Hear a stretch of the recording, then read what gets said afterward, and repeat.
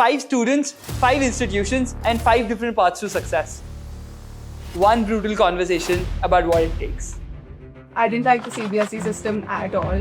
It wasn't for me. So you're saying Masters Union is only a startup school? And the SRCC contingent at St. Xavier's took some special pride because they were just from SRCC. But if you're interested in consulting and entrepreneurship, why are you even in an engineering college? So I would study for 12 hours every single day. And then I actually went to my parents and I said, can I not go to college? But is SRCC more employees or entrepreneurs?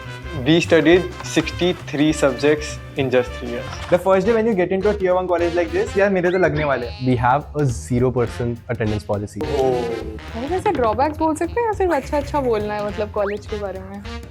I'm sorry, guys, if you're watching and you're from Ashoka.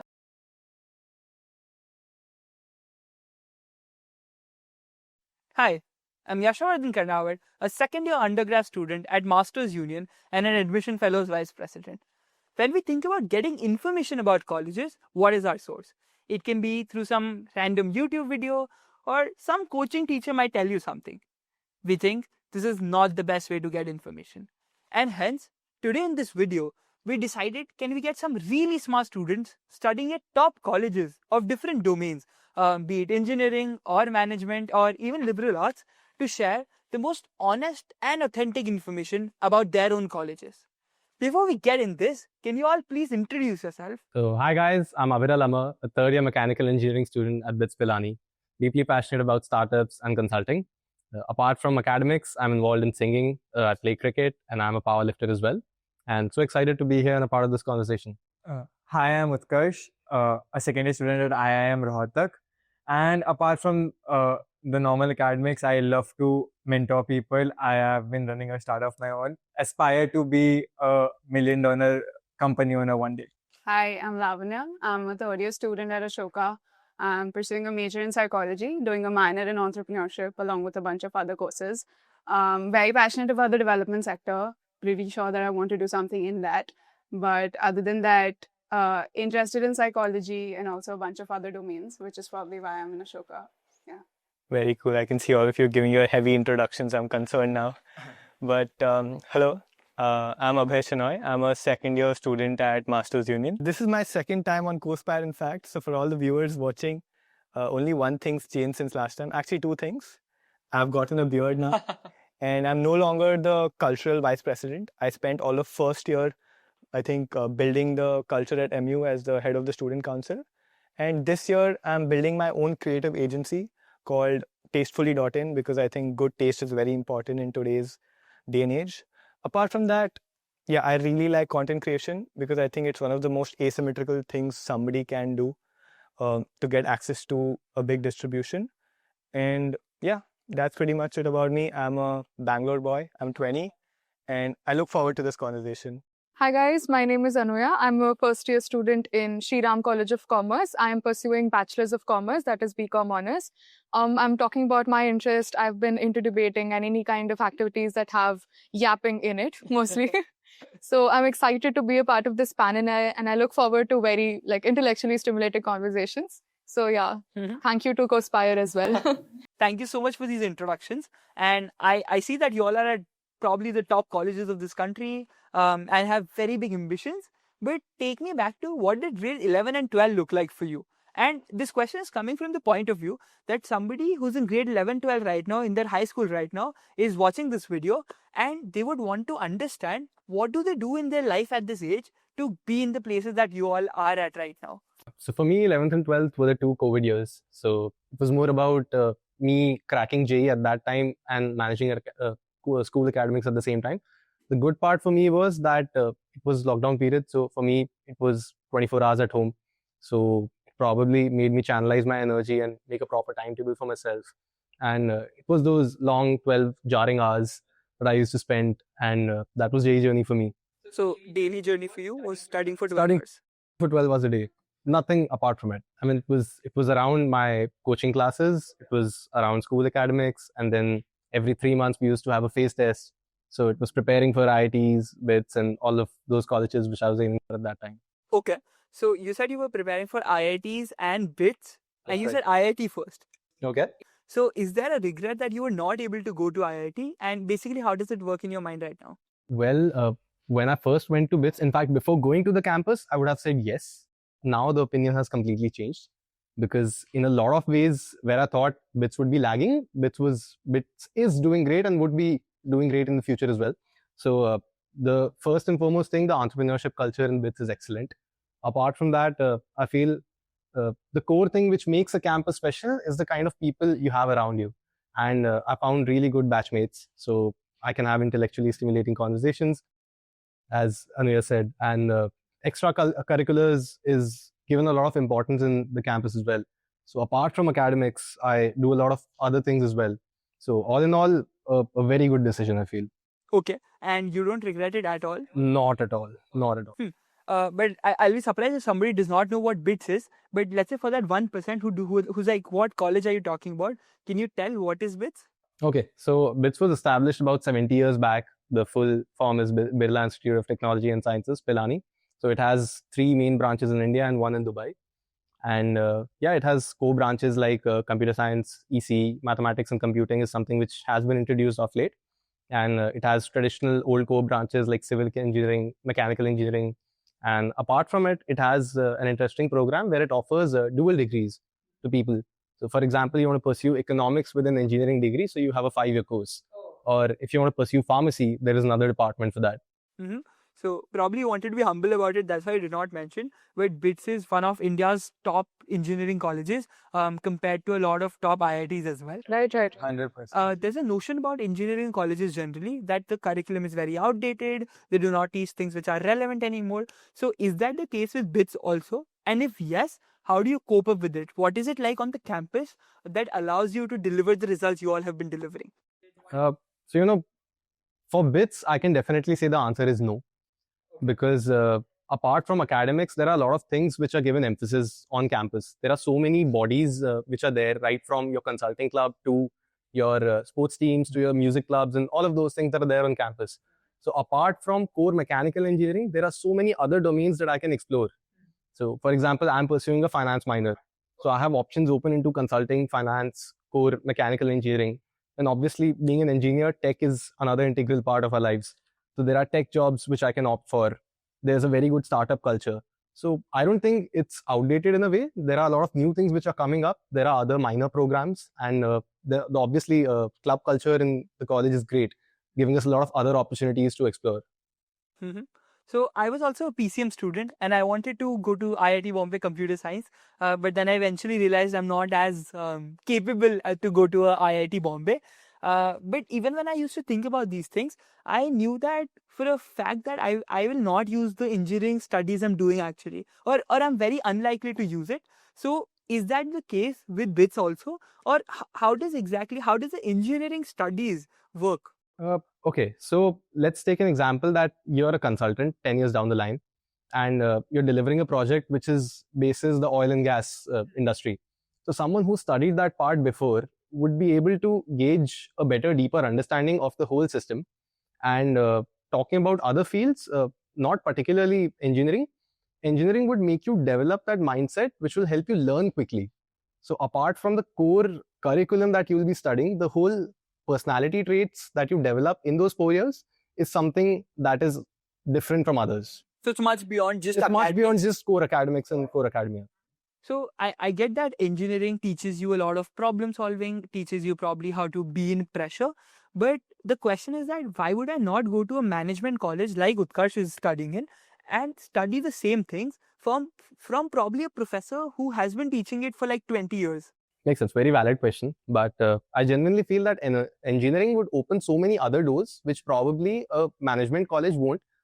I feel obviously management colleges are great and you do get an opportunity to dive deeper into the subject for 5 years and do something better if you want to do that for your life. But with engineering, you have an opportunity to explore tech. You have an opportunity to explore core mechanical engineering. Something which you would often hear is probably dying down, but another 5 years say 2030, it'll be on the rise again. So it's a wave. It's a wave which continues. So every few years, you'll say that core engineering is going down, and then every few years, you'll say, okay, it's on the rise. So it's mechanical engineering for me, which I can explore. Then apart from that, finance is another option which I can explore. Consulting is another option. So it opens a plethora of different options apart from engineering and core engineering as well. And definitely the kind of teachers and crowd that you get is something which makes it different. And as the Pilani crowd would say, the tagline, it's magic. Makes sense. Utkarsh, before we even get into what management is and what are the career opportunities out of it, can you explain what college are you in? I mean, of course, you're in IIM Rohtak, but how as a 18-year-old do you have the option to go to an IIM, which is popularly known for MBA courses?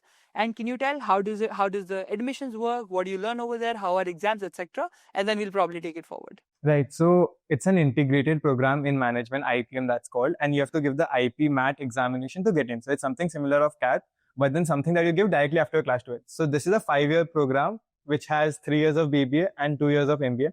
But then I would say nothing sort of what a BBA is termed as. So we have somewhere around 21 subjects every year. It's a 3-year program. So you get into 63 subjects in 3 years. 63 subjects. Right.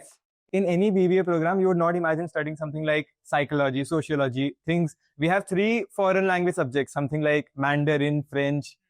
And when you learn all of this, I might not be using Mandarin any time in my life. In the 8 years. Mandarin right now?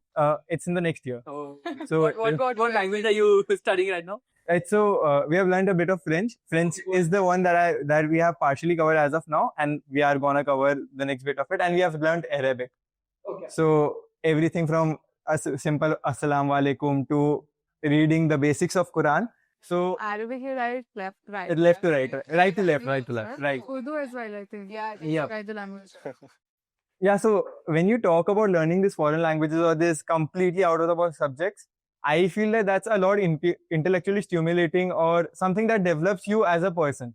So that's what gives you, everyone tells you the academic rigor in an IIM is a lot, which is true. But then that academic rigor makes you a person. So I feel that the purpose of college is not the education part of it, but then you are entering as a boy and living as a man.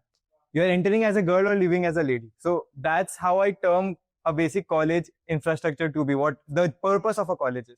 So I feel that being in that setup, so giving you a random example, something that came on the top of my mind right now. You put 10 or 100 different animals, an elephant, a crab, everything into a box and let them do whatever they want to do. A lot of restrictions, a lot of freedom. So you have heard the normal crab mentality that even if a crab goes up, is about to escape the box, but then another one will put it down. Things like that would happen to you in college, and there would be another person like an elephant who would want you to go out, push something for you instead of doing it for yourself. So when you're intellectually stimulated in that environment, with all of these programs going alongside, that's making you that adulting and making you from a boy to a man. Mm-hmm. So we've been using a lot of intellectually stimulating today. I think that's like the word of the day. But before you even get into what college generally is, explain what, as an 18-year-old, how are you able to study at an IIM? Because I'm sure most people watching this would not know how do you do an undergrad at an IIM. This is a question I get a lot. Like whenever I tell that I'm a second year student, the question that I'm asked is what next? So because everyone terms that as an MBA program, a typically MBA program that you get into after CAT. So this IPMAT program is a 5-year degree, as I mentioned. It has 3 years of BBA. And in the next 2 years, you are integrated with the batch that comes after giving the CAT. So you have a 3-year Same program. people. Yeah. Okay. So it's a 3-year BBA program. And in the next 2 years, when you move to your MBA, you're integrated with the people who have given CAT and come to the campus. So it's a 5-year program that way. Also, how does the selection happen? What is the exam that you have to give to get in this college? And pardon me for breaking it down so much, but what is CAT and what colleges and what happens after you clear CAT? Right, definitely. So CAT is the examination that you give to enter into the MBA program for most of the colleges in India. All the top IIMs, be it A, B, C, any management college in India requires CAT. There are a lot of colleges that have come up with their own set of examinations, but then that's the general norm. Now IPMAT is something similar to CAT. It's just that CAT is something you give to get into an MBA program, and IPMAT is something that you give in to get into the IPM program. That's a 5-year program, including 3 years of BBA plus 2 years of MBA. So now after 3 years, if I decide to give CAT and move to another IIM or something of that sort, I can do that. If I want to stay at IIM Rohtak, I can normally stay without giving CAT. So essentially what you're saying is that even when you're 18, you can go to probably India's most prestigious management colleges And what are the colleges that offer this program? So as of now, it's Indore, Rohtak, Ranchi, Bodh Gaya, and Jammu. But then there are some other IIMs that have started this program lately. Okay. So after I realized I'm not capable to get into IIT Bombay Computer Science, I decided to prepare for IPMAT. And I did clear a few IIMs, but I decided to join Masters Union over those IIM. And as the moderator of this video, I will not give my opinions, but we'll let Abhay, who's representing Masters Union, and also the general content community because he's super bullish about it, tell what is Masters Union, because I'm sure that most people, actually almost nobody watching this video would actually know what Masters Union is today. And can you explain what is this college, how does it work, and why are you here? Correct. Let me dumb it down for you a little bit. But I think I've understood both contexts here because I'm very similar to Yashu. I prepared for JE first, and then I went on to IPMAT. But then I eventually ended up coming to Masters Union. I'd taken a gap year. And I'll tell you why specifically Masters Union and more about it. In my drop year, when I was preparing for IPMAT, I realized that I had this chul of startups. Like I was like, oh, what is this? And because I'm from Bangalore, and as a drop year student, I would have a lot of free time and I would get a lot of time to interact with these startups. In fact, I got an opportunity to work with one of the youngest startups in India, and the founder is also a Forbes 30 under 30 entrepreneur. It's called Blue Learn. So I interned there in my drop year. And after joining that startup, I realized that, for context, my older brother goes to an engineering college in Bangalore. It's called BMS. So I would see the difference in, let's say, the friends of his and the lives that they live and the lives that I live was such, very different, right? Because I worked at a startup. And even the pay scale, I realized I was getting paid as much as a college graduate in a startup. So this was like a whole bubble that... This is you at 18. 18, exactly. This was a whole bubble. I know it sounds very vague, but it was like a whole bubble that burst out for me in just my drop year. And then I started to think, is college really for me? Do I want to, let's forget engineering, commerce, all of that, but college as a concept in general. Do I want to go somewhere for 4 years to educate myself on something that I might not necessarily be interested in and then get a degree? And that's why I was in this whole deep dilemma. And trust me, I went to my parents and I told them, can I please not go to college? And I showed them a Varun Maya video which said, you should drop out of college, right? And they were totally not convinced. They were like, we are not listening to you. We are putting you to college. And at that point in time came this new thing in this world. It was born called Masters Union. Okay. And that's where we are right now. But what Masters Union promised to me or any student like me who's very ambitious, of course, all of you are ambitious to start specifically a startup and also get a college degree. So that's the best part. Then I was able to go to my parents and tell them, hey, what if I go to this college, they give me a degree, so that basically ticks all your boxes, and they also allow me to run a startup, right? So that is the simplest example of what Masters Union is. But if I had to tell you, and we study the same thing as probably what an IIM student would study. We have a BMS course. So we're essentially studying business management. But how it's split is every year we have 4 quarters. So 2 quarters we study what exactly you would study, let's say in a BBA course. And the other 2, we actually take what we learn and we put it out in the real world. Build a business or start a content creation channel like I've done this semester. And this is how Coursepair also Exactly. This is all a part of our content creation challenge. And I think that is Masters Union for you. If you'd like, I can give you a more technical explanation, but... So what is the evaluation metrics for all of the implementation that you're doing? Like if your teacher wants to rank you or mark you in the, so-called grade scale, what would she look at? Your rate of success or like... This is a very good question because I realized it can be vague when I say just start a startup, get a degree. We actually have exams.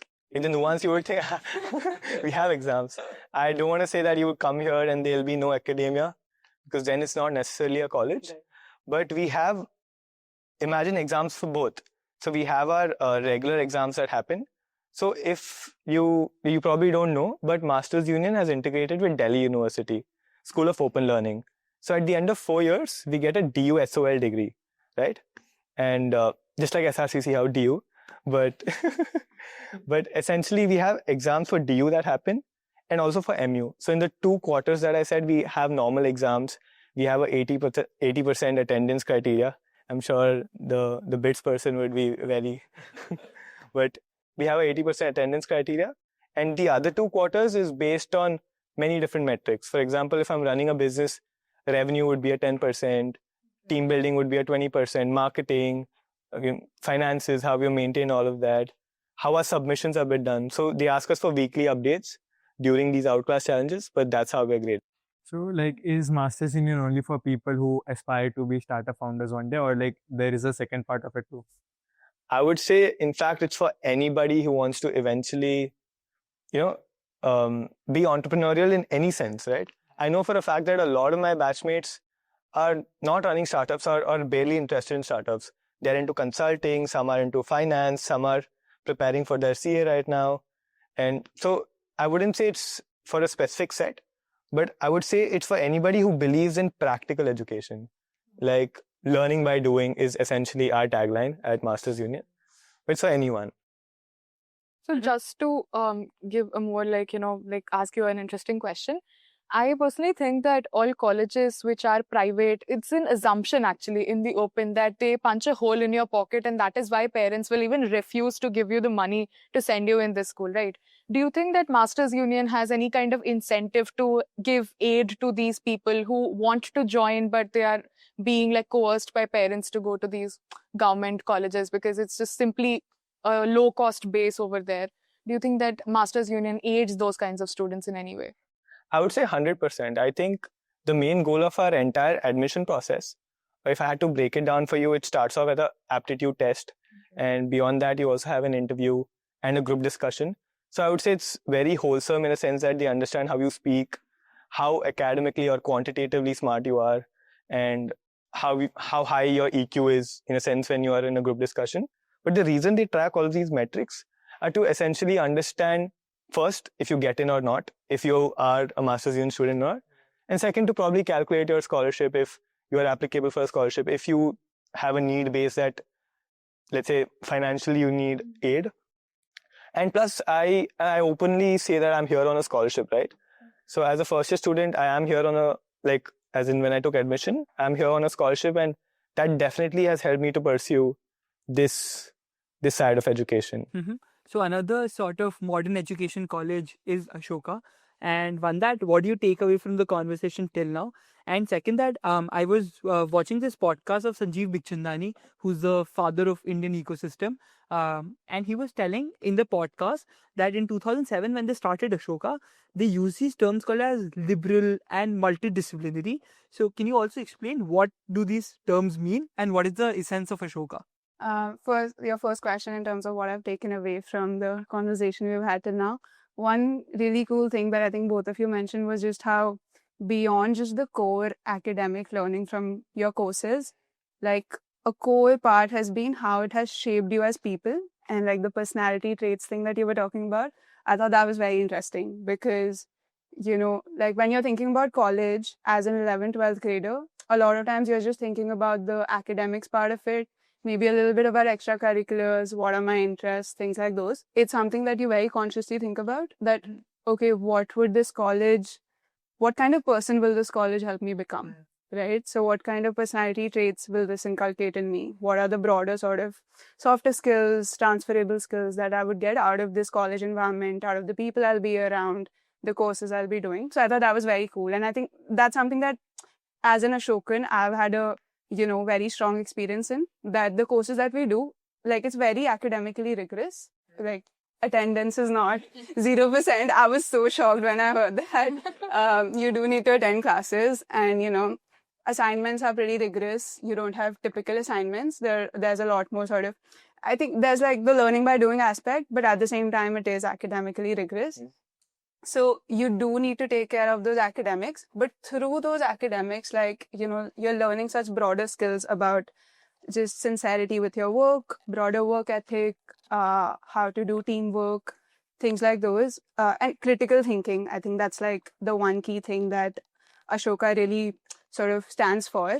And I think that's probably what 11th, 12th graders should also think about when you're thinking about your college decision. Which brings me to the second question you asked, what liberal arts and multidisciplinary essentially is. And that was actually one of the main reason why I went for Ashoka. I didn't even apply to DU or like not to, No, bad about makes it. sense, But yeah. for me personally, I knew that like I've been a nerd all my like schools. In school I used to just love my subjects, used to love studying, but I didn't like the CBSE system at all. Like I liked the content we were studying was good, but it was always so, rote learning and exam focused. It was like schools just wouldn't take you beyond that.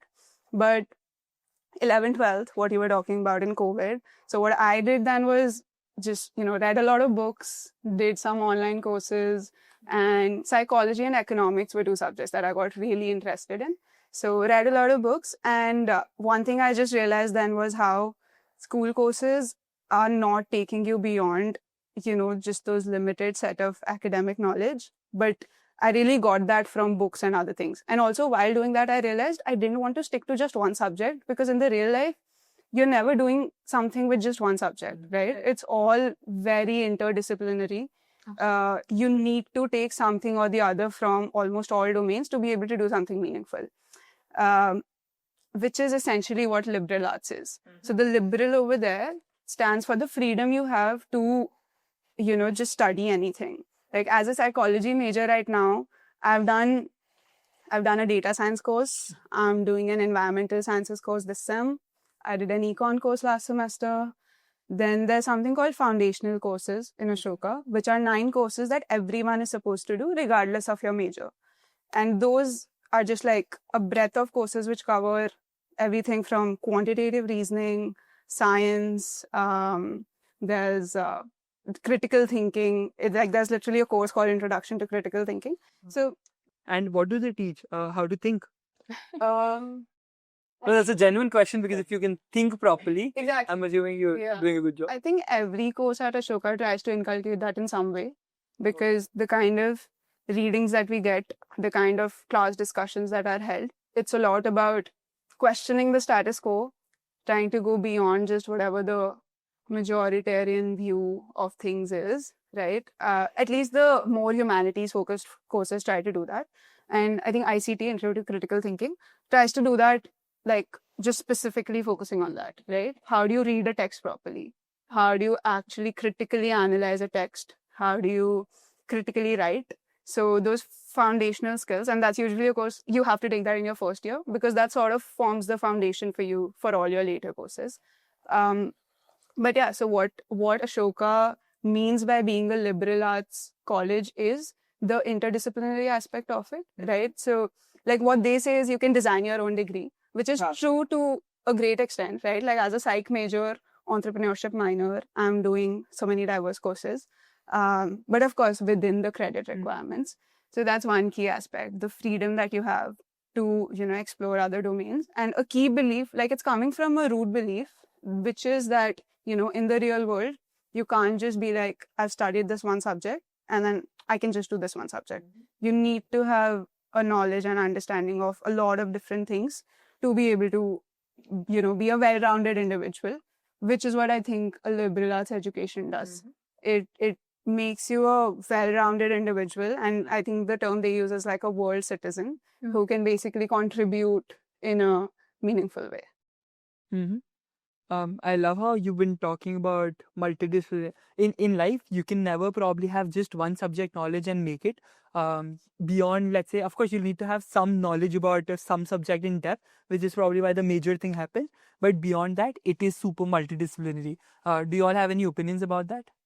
I think I just want to start it off, right? I want to give one basic statement. I feel it's very important for all of the youngsters to first understand that there's nothing called college defines you. It's what you make of your own college life that actually has an impact on you, right? So be it if you follow the conventional way of going to, say, a BITS or a DU college or any other college which has, a lot of value socially, or you go to any non-conventional, like unconventional college and you try your startups, etc.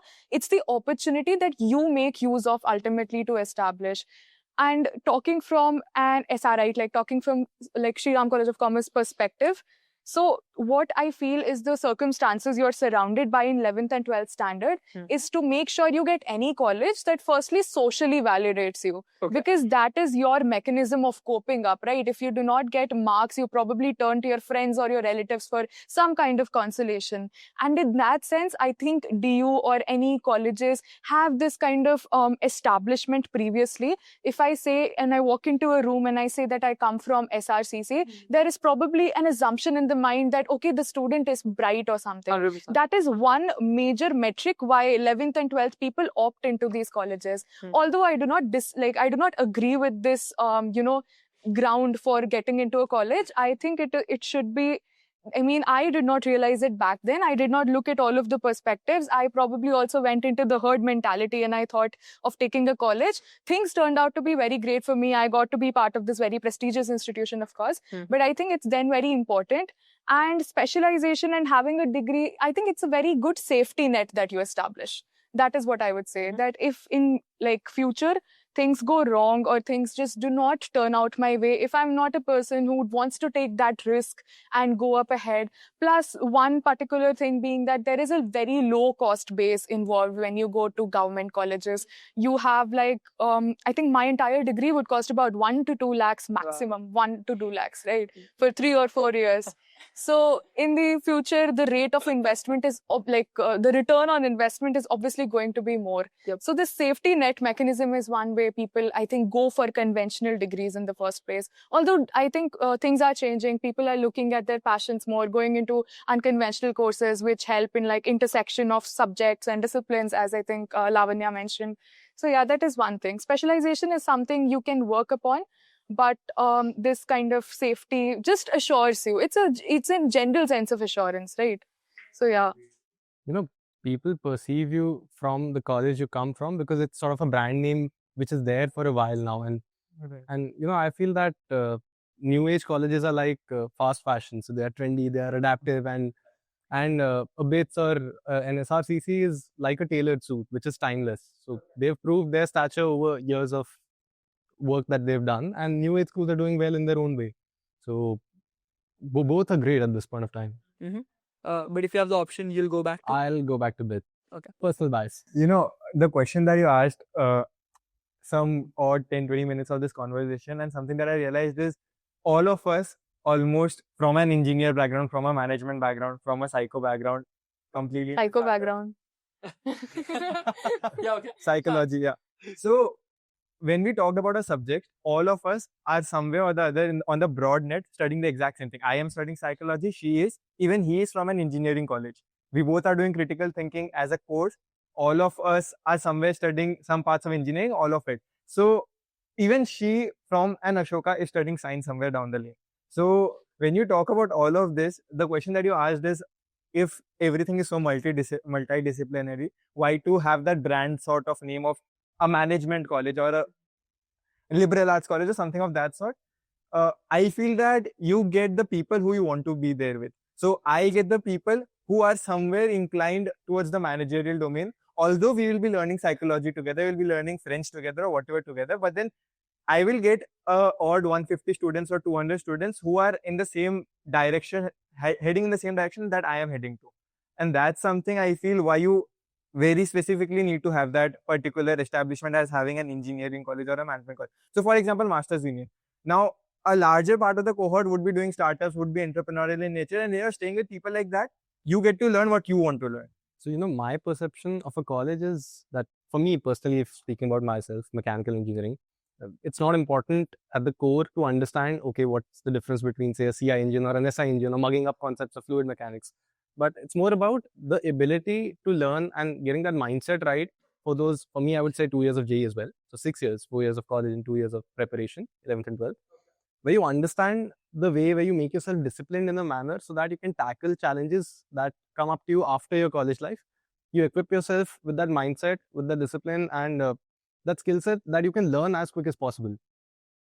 I think we've been Yeah, I think just on your question about, just the multidisciplinary nature of most colleges now and why you even need a degree to begin with.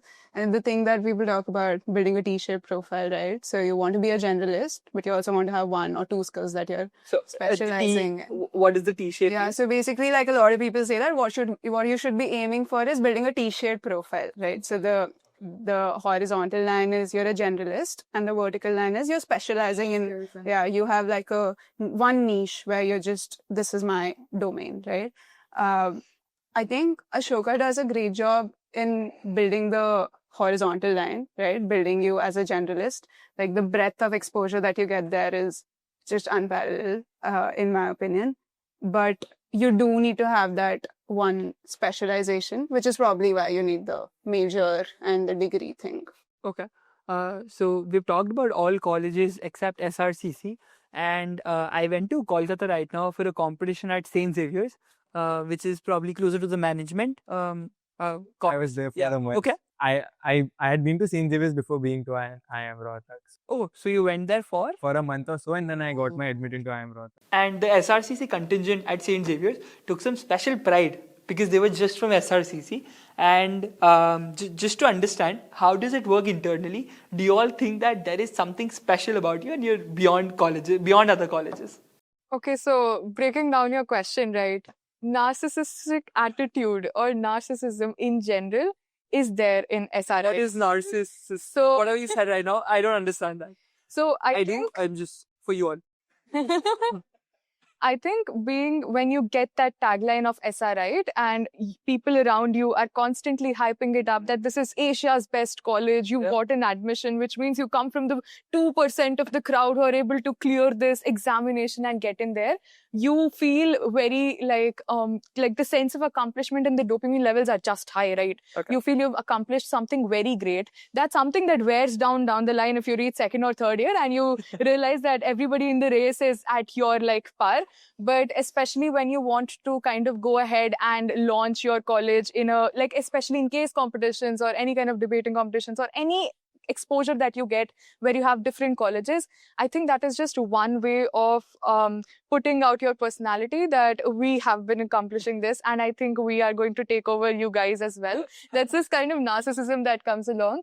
But being an insider, like if I have to give any insider info, I would say people are not like that. They are very humble over there. Probably you have people who are cocky, but then again, it's part of personality. You cannot help. Any accomplishment gives you some level of, say, that insulation of cockiness, and you have to show off to everyone that I've done so and so, right? So, talking about SRCC in particular and comparing it with other DU colleges as such.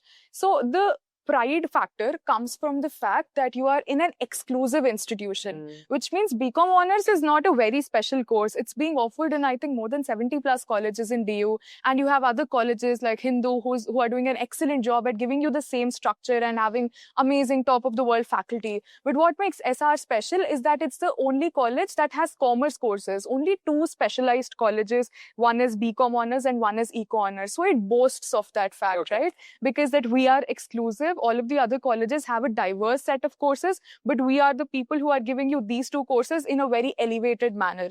So I think if you come from that, it's just like jack of all trades, master of none, but it's still better than master of one. Okay. So, that mindset is kind of employed into this whole mechanism where people want to portray themselves as superior. But rest assured, the humbling down process takes place in a very rapid manner. In my first year, at least, in the first interaction that I had with people, most of the conversations were, "Tere CUET mein kitne aaye, bhai? Mere to 782 the. Tere 788 the, bhai, tu to zyada padta hoga." Is that a general conversation? As in, do people as a starter, as an icebreaker at least. Okay. Then after that, we realized that, this is just not a ceiling or any kind of metric that we have to judge people on. And then on, I think the humbling process takes place very rapidly. At one point, you feel you're at the top of the world. And then in the other, when you come last in a case comp or you don't even get selected for any of the college competitions, you are humbled. You talked a lot about the degree and how, that makes SRCC special. How much of a role does that really play in your college life? Like now that you're getting done with your first year, do you think your degree is defining your college experience? Like the classes you take, or is it that?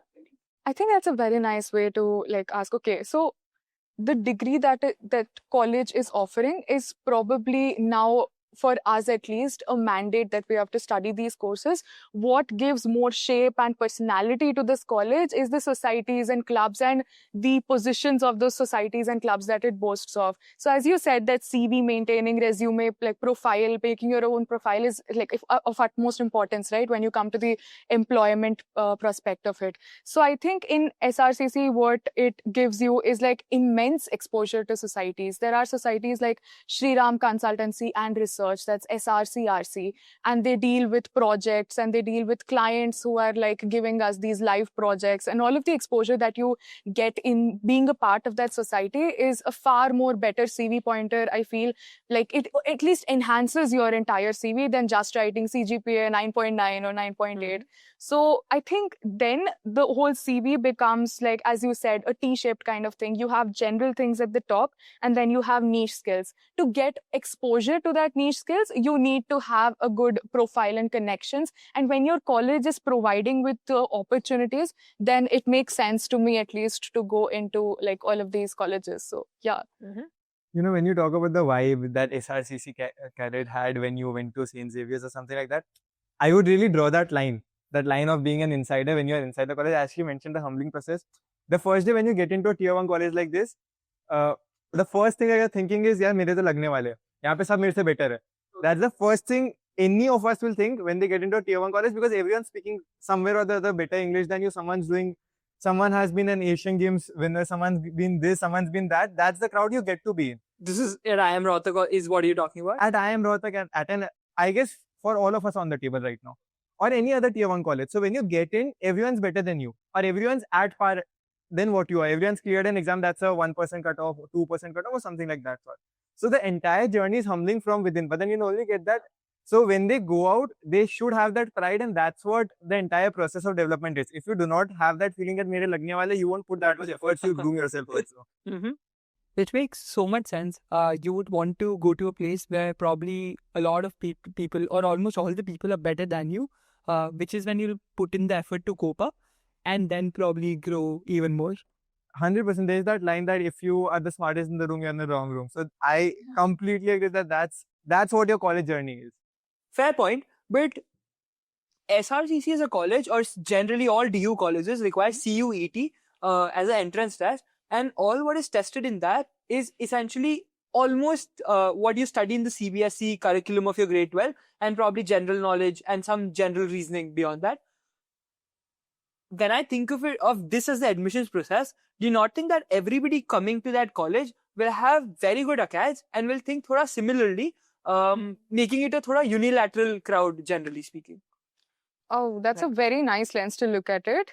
I would say that before CUET even came into existence, we had probably the boards ka metric to look at college admissions, right? Then the percentages would go like skyrocketed. It would like go 98% or 100% percentile for SR actually to actually get into. I think CUET is honestly not a very bad way. It's in fact something that caters to large masses of India. I believe that the social conditioning we are all living in pushes you to actually strive for academics more for extracurriculars. I think the word extracurriculars or co-curriculars make it a secondary kind of thing, and academics are obviously given more precedence. So if an education system, like especially in India, we have to give priority to college admissions, I think it makes sense that you also have to cater to the social environment, and that is why people have placed CUET where academics are tested. And coming on to that, I think schools in like all over India, some particular schools have a very diverse exposure to all of this. I have seen schools such as, Ryan International or Tagore, which have very excellent programs and offer you a complete comprehensive set of things like MUNs or debates. But you also have to look at the other side where schools are not able to bring as many opportunities just because you have principals that are more focused on academics or anything else, right? So to make it a level playing field, then CUET is then probably the best way to test your skills. And I think even in CUET, you have a category called ECA, that means extracurricular activities. Any student who has had a merit or is excellent in one particular field other than academics can apply through that category, and then there is a criteria. I think in the third cutoff list, that particular sport or that particular field will be given 75% importance. Not really sure of the exact no, not really sure of the exact mechanism of how they evaluate it, but that is there. I have had friends who come from backgrounds of sports and debating or MUNs because they have managed to have that meritorious mark, and then they apply to the top colleges using that. Probably they're not good at academics or calculating integral values and etc., but they have managed to be at the top of their own fields, which they then leverage to kind of go up in these top colleges. So no, CUET is not really a mechanism for a unidirectional sense.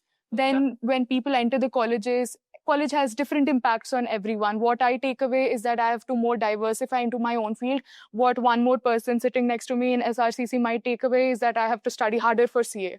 So yeah, it's not really It's not unidirectional. There are all kinds of people. There are all kinds of Can you give a percentage breakdown of people who would do, let's say, acads mainly, people who would do clubs as the main thing, and other domains of life? Right. So it's a very broad question. The way that I want to paint a picture is just to give you a picture of my class that consists of, say, 60 people, right?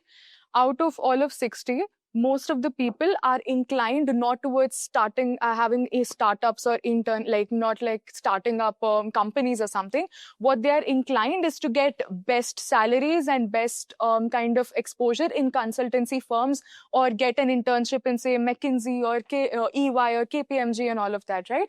Then you have one more chunk of people who are more professional, in the sense that they think BCom is just an academic degree, and to get into professionalism, you probably need a CA or a CS that complements this course. So you have that kind of people as well. And the last, I think, chunk, if I had to very broadly categorize, of course, there are always exceptions. There are people who would say that I don't want to do any of this. I would just want to do something else, become an actor and all of that, right? But then there's also a chunk of people who talk about UPSC. That's, I think, North Campus is known for having the best UPSC coaching centers. It has, like in Mukherjee Nagar, you have a lot of coaching centers. So those kind of people also exist who are more aspirational, and they want to serve the nation, and they want to go in UPSC and civil services. So it's an amalgamation of all of these people from different backgrounds. It's essentially who you decide to associate with, and why, and in whom you find that this is a person of my own tribe, and you sit with them, and then you probably share their own values and ideologies. So yeah, there are people who are CV minded. There are people who are very, living their lives on their own conditions. I think it's a very nice amalgamation. I mean, Yashu, just because you mentioned about CUET being the only reason or only criteria, I have a lot of friends, not a lot of friends, but then some of my friends who are into Stephens now, who entered through the sports quota, used to play football day and night, were not the best in terms of academics, as we quote unquote, but then they are at a Stephens now or an SRCC now. So, there are a lot of people out there who do not know that this is one way to get into, and this is something. I have gotten a lot of students who don't know this at all. So that's always there for you. I'm sure 6 months there will be a comment under this video saying thank you, Utkarsh, for telling that you can get it through football also. But which makes sense. I think I wasn't aware that a percentage of people would get in through this way. What you were talking essentially also what Utkarsh was saying when he said that all colleges essentially just a way to, you'll all get great things to study, great learning. It's just who do you want to do it with is a question. Yeah. And then you're essentially saying that in a class also there'll be multiple bifurcations for that. Right, absolutely. For anybody watching this, or for generally India, placements and the numbers is something that's super important. I get that SRC probably has the best ROI because the fees is in the lot, but still, I'm sure a few people would get the top McKinseys and BCGs and Bains of the country. But then when I was looking online, the number on the SRCC official portal showed something between 8 to 10 lakh, which in my opinion is probably not the best numbers to have for a college, which is probably the best college. Can you explain, if you know, why is that the case and how does it work at SRCC? So there are a lot of people who are in placement cell, and I think the figures are this. SRCC is able to attract a volume of recruiters it is able to secure a lot of say recruiters from KPMG, EY, etc. But there is a demand supply imbalance in the Indian market itself, that even if people are at the top of their skills, there are limited positions that they can give to especially undergraduate people. So that's why it happens that 3 to 4 people are able to back 50 to 60 LPA or something, and the median and the average still lies at 8 to 10 lakhs. Yeah. So I'd like to add something to that. When I was preparing for my JEE journey, a lot of people on YouTube would go about saying that this particular college has a good ROI, which effectively is that the amount you spend to study at that college versus what you get out of it right after your placements. But I feel that's a very short, small metric to look at. A longer and bigger picture of say 10 years, 15 years is a better metric, where that college is shaping you for the next 15, 20 years. So a lot of people would come up to me and say that BITS has a bad ROI because you end up spending 25 lakhs and you get a placement of somewhere between 15 to 20. But then it's a number which would grow eventually after 10 years to be something bigger. And it's much more than those numbers which you crack after the first few years of your placements. So that's my opinion on it. Which makes sense. But at the college which I am studying, Masters Union, it's different on how we look at these placements and ROI. Abhay, do you want to expand? How does Masters Union look at it?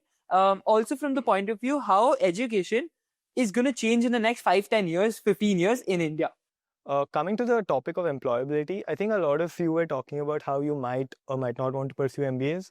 A very interesting fact about Masters Union is they do not necessarily recommend us to do an MBA because they believe at the end of 4 years, you will be 100% employable, right? So that is almost like a guarantee if you come to Masters Union. But I have reasoning to actually back it up. For example, starting from our curriculum itself, what do you guys think is the most relevant topic people believe is going to be the future today? One word. AI. Exactly. So exactly. So AI has been popping up so recently, and what I'm going to study in the next time is only AI, right? AI is our core subject, and it's called newer technologies.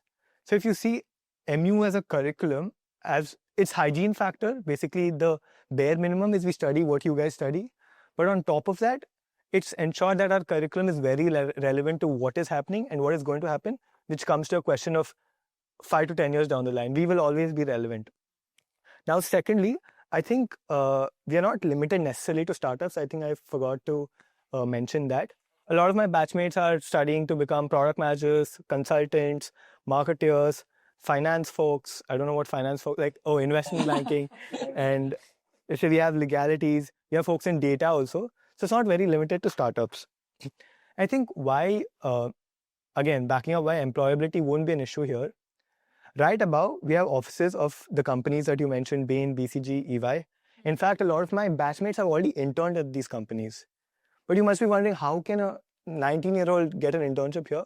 I'll tell you why. Because our professors, while they are like academia-oriented, we also have professors who are actual practitioners. So all the courses that I've had recently, I've had a course taken by a NASA professor, like a NASA doctor. I've had a course taken from a Bain manager. I've had a course taken by the head of EY, right? So all of our professors are actual practitioners. So at the end of 4 years, when I sit for my placements, who's hiring me?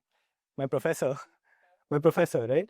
So in that way, I think we've cracked it. And the building that we're sitting right now is essentially Cyberpark, which means for our teacher to come teach us, he just needs to take an elevator to our floor, right? So there, at least in this ecosystem, this atmosphere, well, again, a disadvantage of that for all the students listening is you might not have a vast campus like the 300-acre campus that BITS Pilani has. But of course, we are in a very relevant space as to what we want to become. And I think if I just had to finally complete this answer of employability, you all know that it's a 4-year program. But to be honest, it's only a 3-year program. The entire 4th year is for you to do an internship. And imagine working in an actual business environment for a year. Why wouldn't somebody hire you, right? You completely become employable. And I think from day one, what we've been recommended is this one word, professionalism. Like right from the way you talk to people, the way you dress, the way you interact with folks.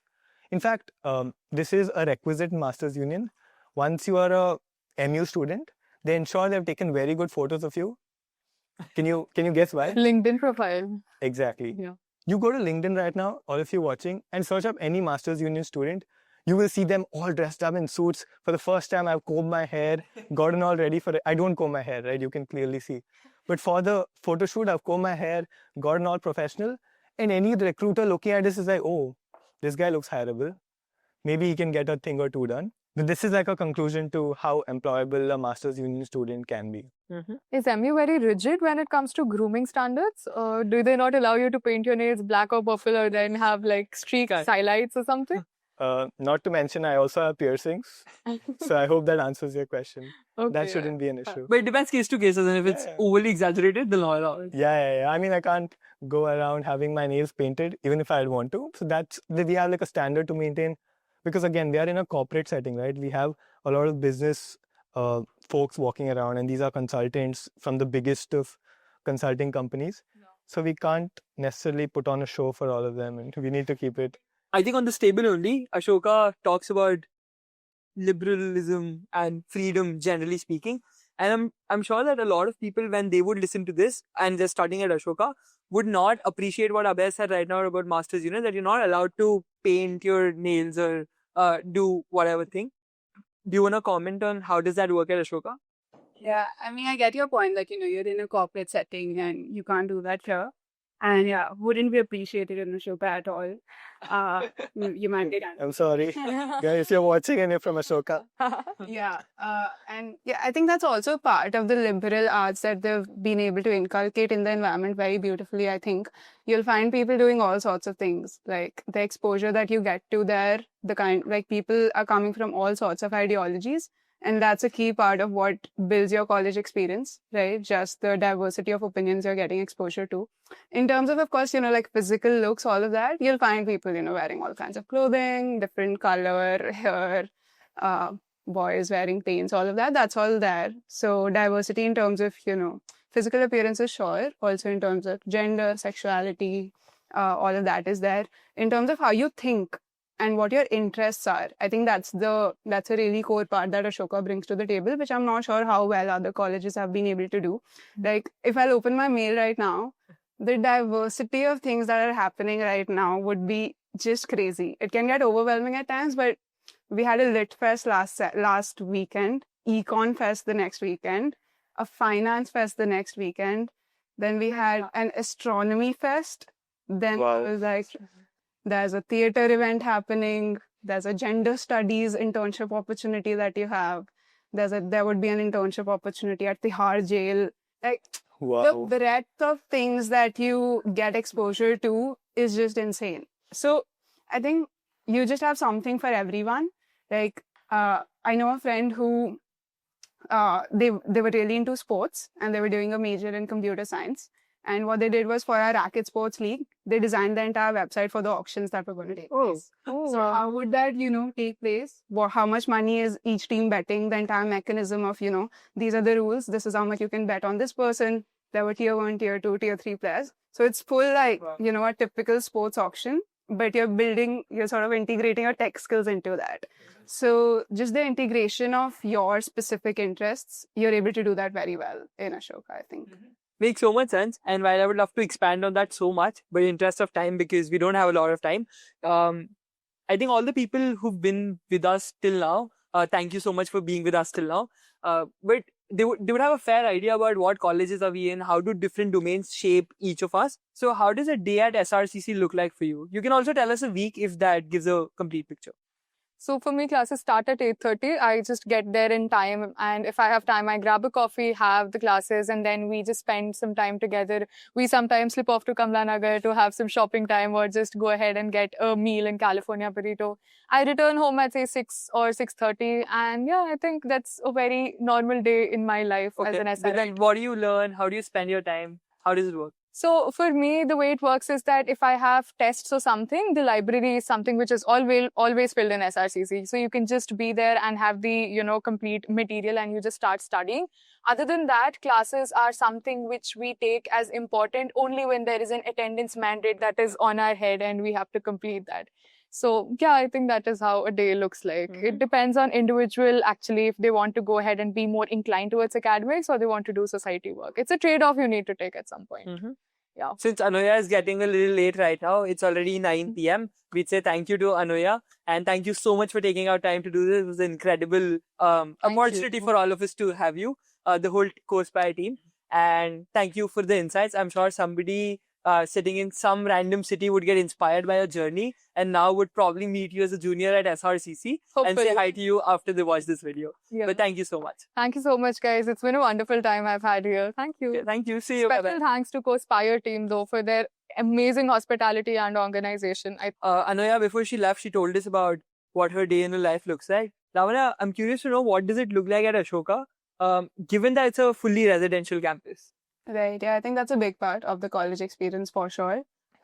Classes are a big part of college life, I think, for almost everyone, which is a little unlike SRCC or a DU. So almost all of Ashoka would have classes as a big part of their college life. But beyond classes also, there's a lot happening. Like I was sharing before, the diversity of things happening on campus at any point is insane. So almost at any given day, there would be like 5 sessions that you would have to choose from. Okay, which one can I go to? I really like this speaker. I really like this session. I think I would get something out of this. So there's usually some session talk that you're attending in your day.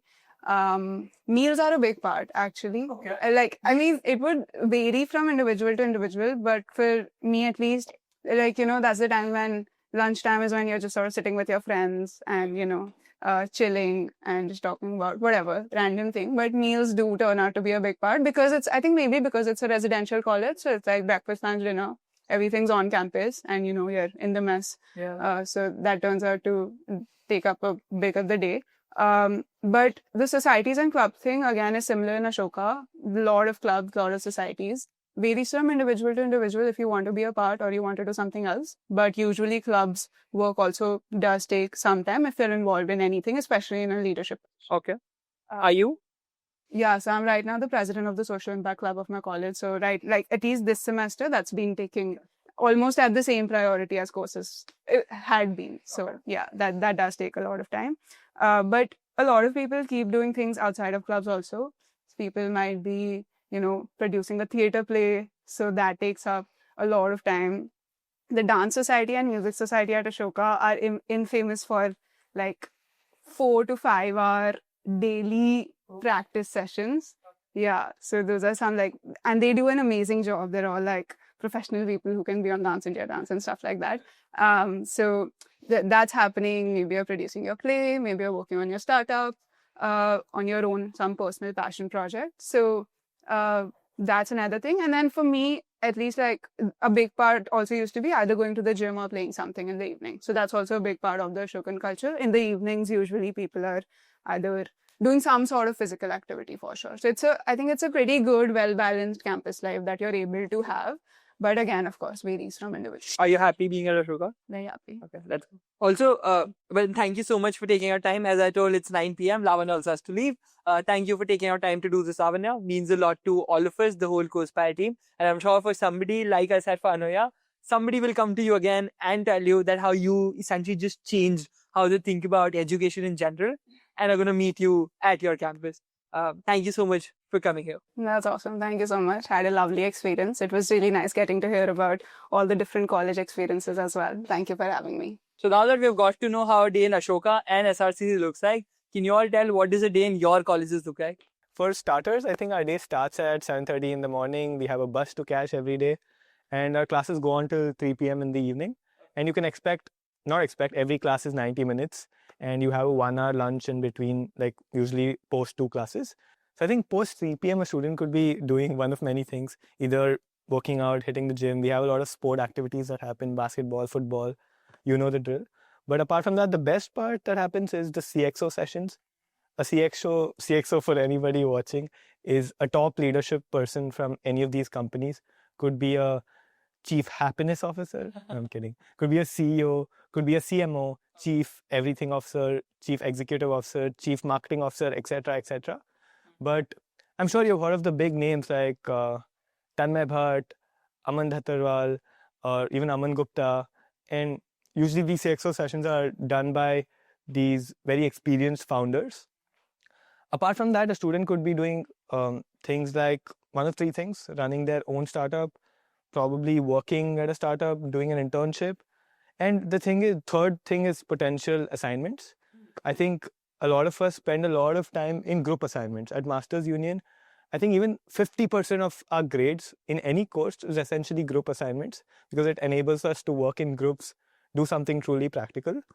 And beyond that are the weekends, where I think weekends we have a lot of competitions happening, club activities happening, and we have 4 fraternities at Masters Union. And this is where it gets really interesting. These fraternities are named after actual companies. Do you want to name a famous company that you order stuff from? Amazon. Exactly. Amazon, Netflix, Google, Meta are the 4 inter fraternities that we have at our college. So usually this is how our week goes. But if I had to span out a little bit and talk about months, I can assure you,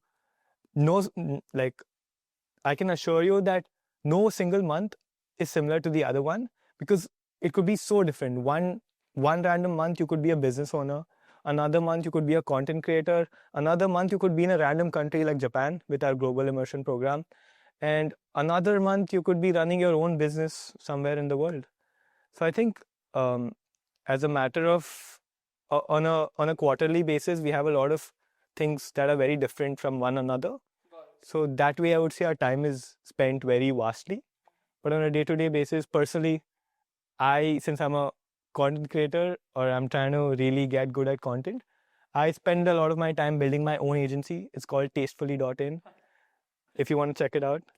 Because I think taste is the future, good taste in a lot of products that are being built today. And apart from that, I'm creating my own content. On the weekend, I'm playing sports. And I'm usually missing my classes. So you do not see me on campus from 9 to 3 is probably when I'm sleeping. My sleep schedule is a little messed up. But I think that is a drawback from actually trying to build a business with college. And I'm sure even your attendance must be low, Yasho, running this whole setup. What do you think? 35%? Yeah. Yeah, that is bad. For anybody watching, do not be like Yasho or me. Absolutely. Yeah. Unless you're building the next big thing. But that's my bit. Pretty interesting day you spent. What about you? So actually, I'd like to spit a few facts before we begin into a day of what it looks like for me. So let me tell you something. We have a 0% attendance policy, Whoa. which means that we don't have to attend any of the classes or tutorials to appear for the final examination. And there is no reservation in college whatsoever. And you have the flexibility to choose your own timetable. So if you want a Thursday to be on the lighter side, you can do that. So for me, a typical day, actually there is no typical day because there is no schedule as such. So there are weekly tests, there are monthly evaluations, and then there are midterms and compres which go on for every semester. And every week we would be studying a little for the evaluation which we would have. Then a lot of time for me goes into my club work and my powerlifting team, which takes about 2 hours every day from 8 to 10. And then every single club, for example, I'm a part of the karaoke club. We would have one performance night every semester. Different bodies on the campus would be doing different things. There would be a dramatic society which would have its own performances. Some other clubs or some other sports people would be doing something of their own post classes. And if you talk about sleep schedule, again, it's non-existent. There is no word as schedule in BITS Pilani. The campus is extremely beautiful. It's a 320-acre big campus. So you get to walk around beautiful sceneries. And there's a very good startup culture as BITS. We have a body named as PIDES, which is Pilani Innovation and Entrepreneurship Development Society. So they help you right from your ideation stage of your startup to building an MVP, to getting your investments and grants right, to tackling the legal aspects of every startup. And they basically handhold you at the start, and they make sure that you end up creating something impactful at the end.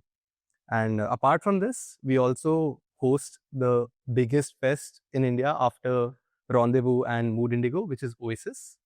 And every single month, we would have some other event. Like, for example, February, we had a food fest. March, we had a tech fest, which goes by the name of Apogee. So there are contests like Robo Wars, where you see miniature robos fighting against each other in a domain. And there'll be professional shows over there. And there's so much more than just academics in a college like BITS Pilani. It's simply magic. I think something I want to add on to what he said about the 300-acre campus, right? Something very cool about Masters Union, I believe, is that the lines between the campus and the hostel is blurred. Because I know for a fact that I've slept on campus so many times building something random, right? And in fact, they ensure that they have facilities for us during these late night random side quests of ours. It's already 10 p.m. right now. Exactly. We're shooting this podcast at 10 p.m. and we usually have these buses scheduled late at 8:30. So you would actually see a lot of people, even right now, working on campus. You enter any cabin, somebody's building something, somebody's creating music or anything of that sort, right?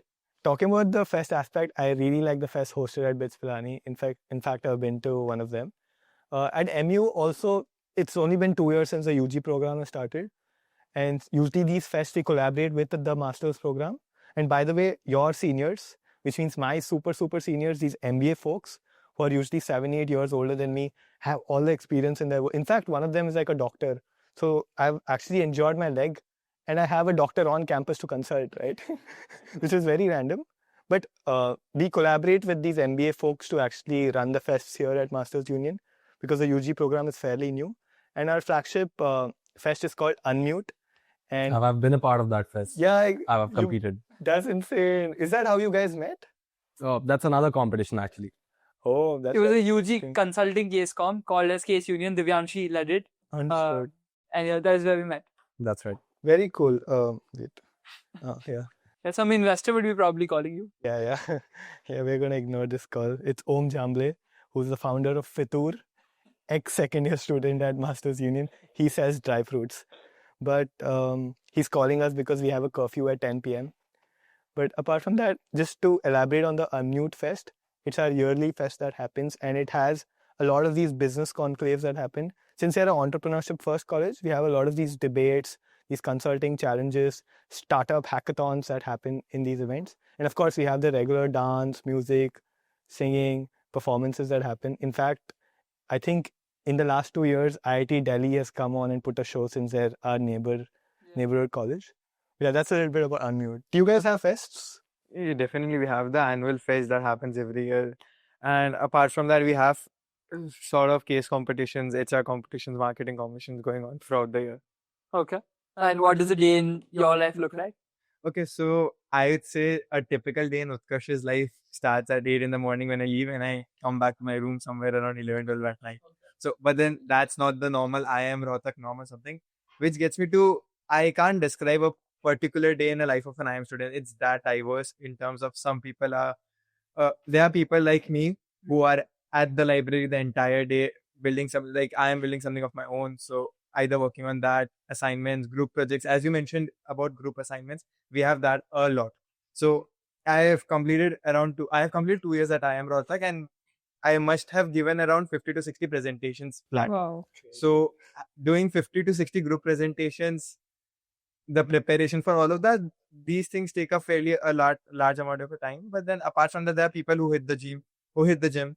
There are people who play basketball in the evening. So it's a very wide, diverse time frame of how people operate. And apart from that, as you mentioned that no 2 months look completely alike, I would say that that's something we have for semesters, for trimesters. So the third trimester would be everyone preparing the hell lot for getting into a club or committee because that's when the selection process starts.